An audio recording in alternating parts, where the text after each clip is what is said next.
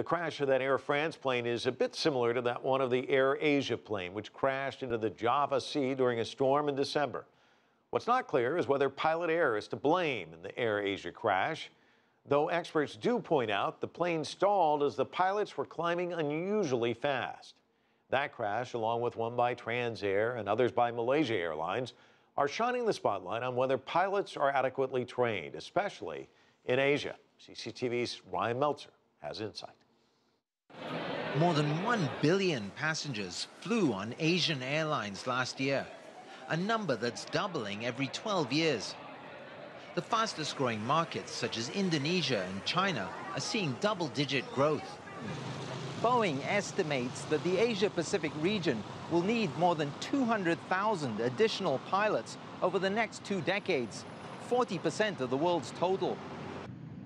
The rapid growth of aviation in Asia has increased competition for qualified pilots.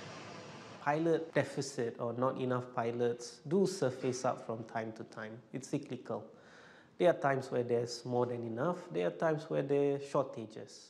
But by and large, the region has been managing it fairly well. One key way Asian airlines have been meeting demand is by poaching pilots from other airlines, particularly in more mature markets like the US. Well, that's a sore point because some airlines start up and the last thing on their mind is training pilots. They want to get flying as soon as possible, and so they hire pilots from the market. Training pilots is an expensive business, so airlines that have trained their own pilots do feel the loss when they lose experienced staff. The rapid growth of airlines can also mean that locally trained pilots often rise up the ranks more quickly.